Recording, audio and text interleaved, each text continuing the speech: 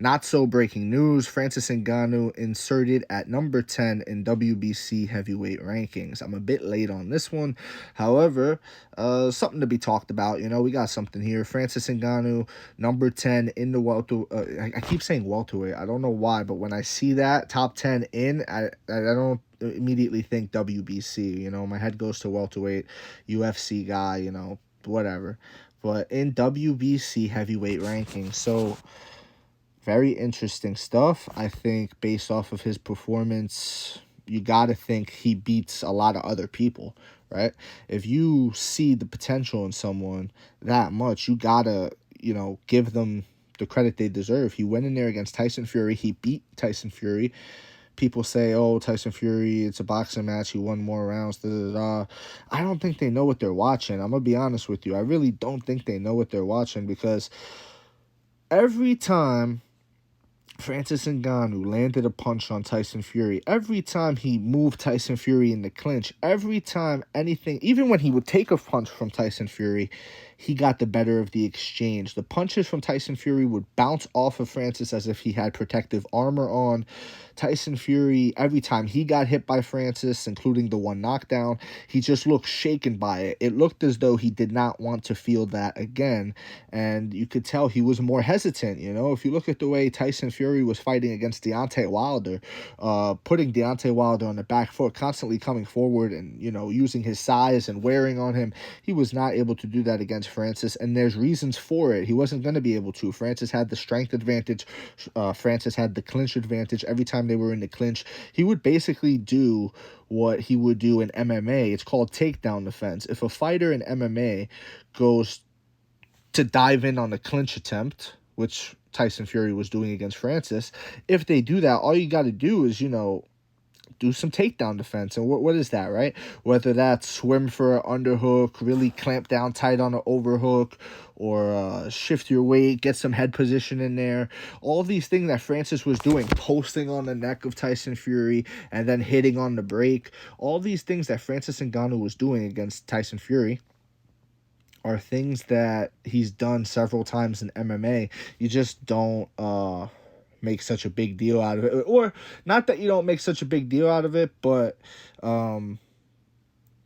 it's not as, oh my God, look at the advantage here, you know? The advantage for it against a boxer who's not used to takedown defense and doing things like that, relying on a referee to break it and stuff like that, the skill gap there, the clinch skill gap, clinch IQ was majorly in Francis Ngannou's favor, and that can't be talked about more. Francis's punching power, his strength, his hard-ass block to break through. Again, he wasn't even able to break through Francis's block, and even when he did, Francis just took the shot incredibly well, showed that he has a major chin, shows that, you know, all these things.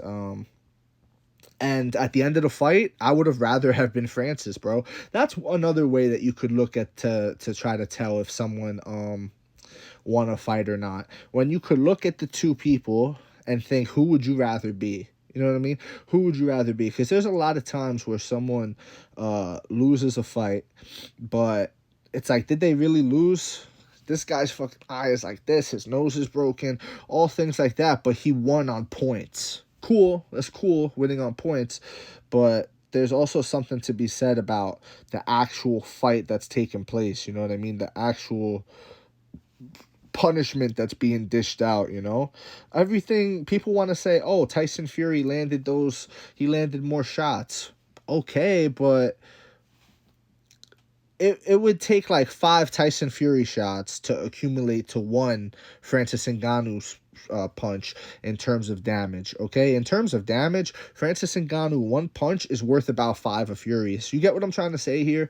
And because of that, you kind of got to score it differently, in my opinion. That's just me.